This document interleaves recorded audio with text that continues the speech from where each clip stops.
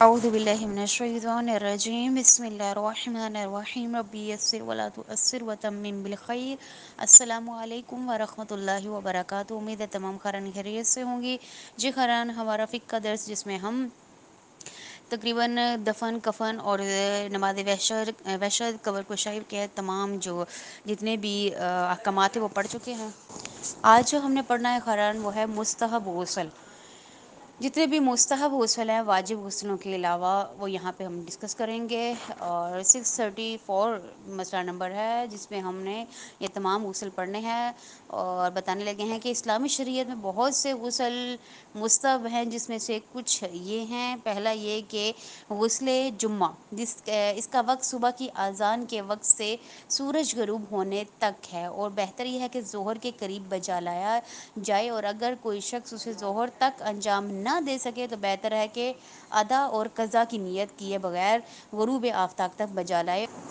اور اگر جمعے کے دن غسل نہ کرے تو مستحب ہے کہ ہفتے کے دن، یعنی اتنی اس غسل کی فضیلت ہے کہ اگر آپ جمعے والے دن نہیں کر سکتے تو آپ اگلے دن یعنی ہفتے کا جو دن ہے آپ اس دن میں کب تک کرنا ہے کہ ہفتے کے دن صبح سے غروب آفتاب تک، یعنی سورج کے غروب ہونے تک آپ نے اس کی قضا بجا لانی ہے۔ جو شخص جانتا ہو کہ اسے جمعے کے دن پانی میسر نہ ہوگا تو وہ رجا کی نیت سے جمعرات کے دن یا شب جمعہ میں غسل انجام دے، یعنی کہ شب جمعہ میں بھی وہ دے سکتا ہے۔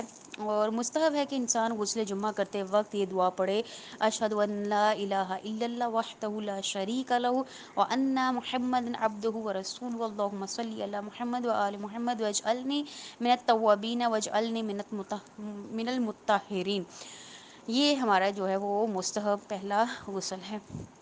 اس کے بعد دیکھیں دوسرے سے لے کر ساتویں غسل تک۔ دوسرا ہے رمضان کی پہلی رات کا غسل، اس کے بعد 17ویں کا غسل، 19ویں کا غسل، 21ویں کا، 23ویں اور 24ویں رات کا غسل، ٹھیک ہے، یہ 7 غسل ہو گئے ہمارے مستحب۔ اور اس کے بعد 8واں 9واں کہہ رہے ہیں کہ عید الفطر اور عید قربان کے دن کا غسل، اس وقت صبح کی اذان سے سورج غروب ہونے تک ہے، اور بہتر یہ ہے کہ عید کی نماز سے پہلے کر لیا جائے۔ 10واں اور 11واں ہے ذی الحج کی 8ویں اور 9ویں دن کا غسل، اور بہتر یہ ہے کہ 9ویں دن کا غسل ظہر کے نزدیک کیا جائے۔ 12واں ہے اس شخص کا غسل جس نے اپنے بدن کا کوئی حصہ ایسی میت کے ساتھ مس کیا ہو جسے غسل دے دیا گیا ہو، اس کے لیے، ٹھیک ہے، جو اگر غسل نہ دیا اسے پہلے والا تو واجب ہو جاتا ہے، لیکن جو بعد میں ہاتھ میت کو لگاتا ہے اس کے لیے مستحب ہے کہ وہ غسل کرے، ٹھیک ہے، واجب نہیں ہے۔ واجب تب ہے جب اس کو اپنے میت کو غسل نہیں دیا ہوا تو تب ہم اس کو ہاتھ لگاتے ہیں تو تب وہ واجب ہو جاتا ہے ہم پہ غسل۔ 13واں غسل ہے احرام کا غسل۔ 14واں حرم مکہ میں داخل ہونے کا غسل۔ 15واں ہے مکہ مکرمہ میں داخل ہونے کا غسل۔ 16واں ہے خانہ کعبہ کی زیارت کا غسل۔ 17واں ہے کعبے میں داخل ہونے کا غسل۔ 18واں ہے ذبح اور نہر کے غسل کے لیے غسل۔ 19واں ہے بال منڈوانے کے لیے غسل۔ 20واں ہے حرم مدینہ میں، یہ جو بھی حج کرنے جاتے ہیں عمرہ کرنے جاتے ہیں یہ زیادہ تر وہ لوگ انجام دیتے ہیں۔ 20واں کہہ رہے ہیں حرم مدینہ میں داخل ہونے کا غسل۔ 21واں مدینہ منورہ میں، ایک حرم مدینہ اور ایک مدینہ منورہ میں داخل ہونے کا غسل ہے۔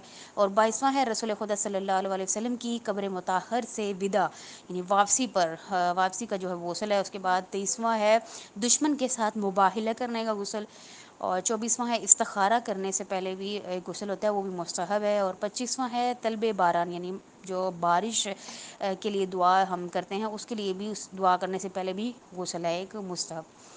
تو یہ تمام جو تھے ہمارے مستحب غسل تھے۔